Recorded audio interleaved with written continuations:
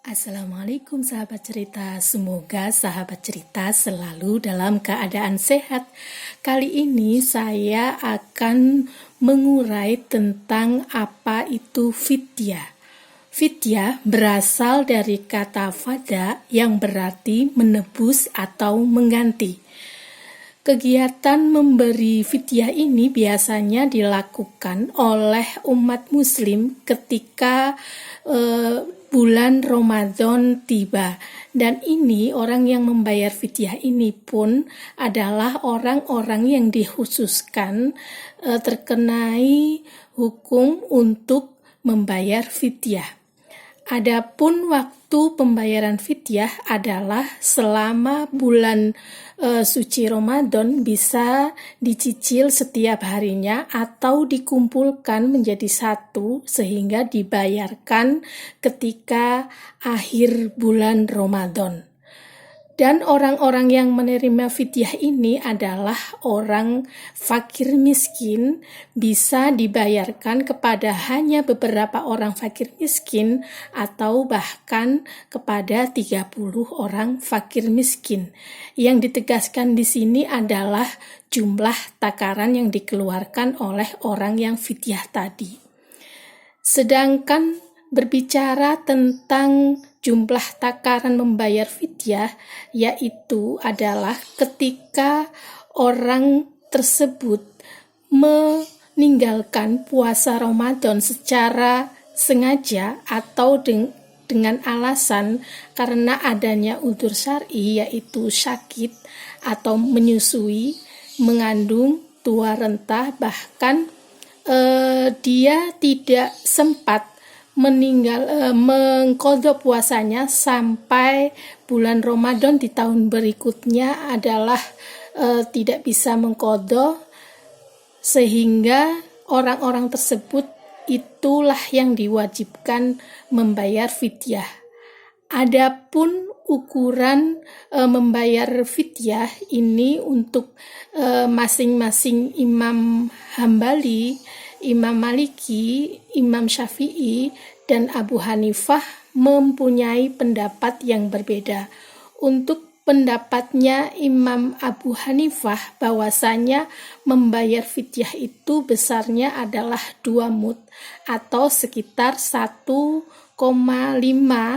kilogram ukuran makanan pokok di daerah sekitar. Namun karena kita di Indonesia, maka membayar fidyah itu kita mengikuti ketentuan pendapat dari Imam Syafi'i, bahwasanya untuk 1 hari meninggalkan puasa berarti kita dituntut untuk membayar fidyah sebesar 1 mud. 1 mud ini sama dengan 675 gram atau 6 on, atau lebih amannya adalah 3/4 kilogram atau 0,75 kilogram. Itulah besaran ukuran ketika kita atau saudara kita meninggalkan puasa per harinya. Kemudian akan saya uraikan di sini siapa sih orang-orang yang wajib mengeluarkan fidyah, atau karena siapa sih orang yang berkenan meninggalkan puasa Ramadan. Di sini tidak serta-merta bebas untuk semua orang, ada pengkhususan, yaitu tidak mentang-mentang saya ini orang yang kaya raya, punya banyak uang, aku tidak akan menjalankan puasa lah. Maka ini tidak seperti itu, ada batasan-batasan tertentu untuk mengeluarkan fidyah. Adapun orang yang mempunyai kewajiban membayar fidyah, yang pertama adalah diperbolehkan bagi para ibu hamil dan menyusui ini, yang mana ini juga ada 2 pemilahan.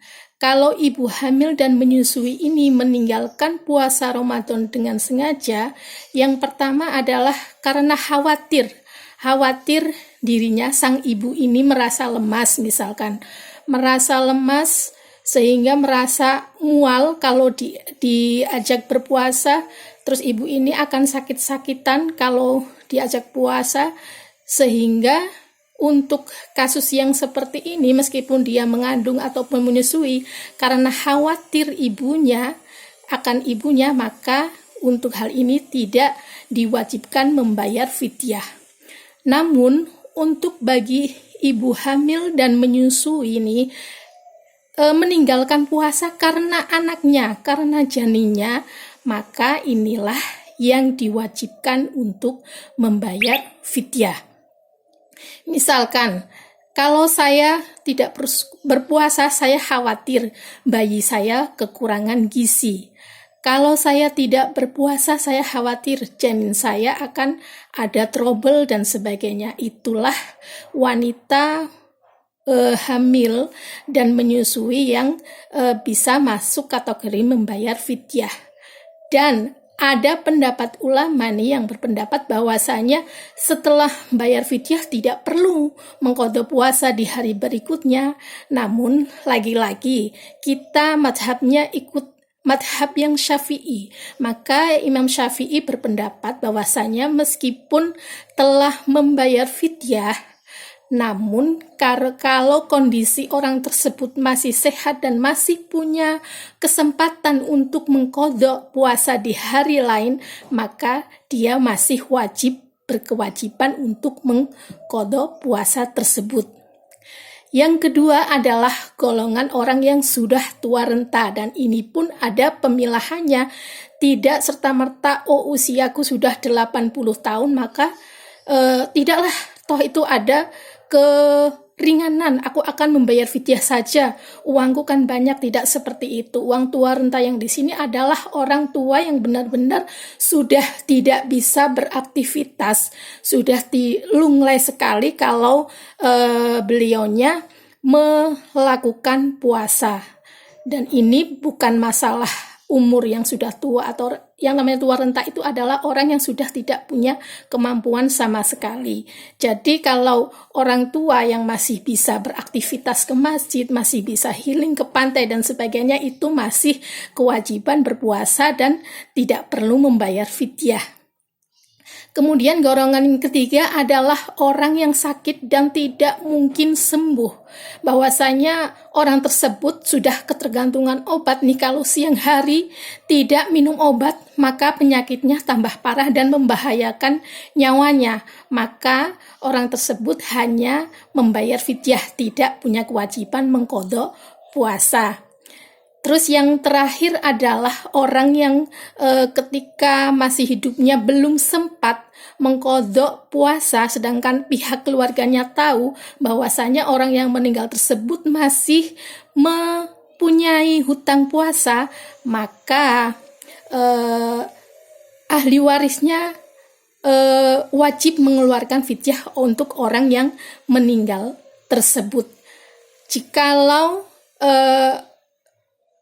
orang yang meninggal tersebut masih meninggalkan harta bendanya, bisa menggunakan harta bendanya untuk membayar fidyah orang yang meninggal tadi. Namun, kalau tidak memiliki harta benda yang ditinggalkan, maka sudahlah menjadi tanggung jawab ahli warisnya.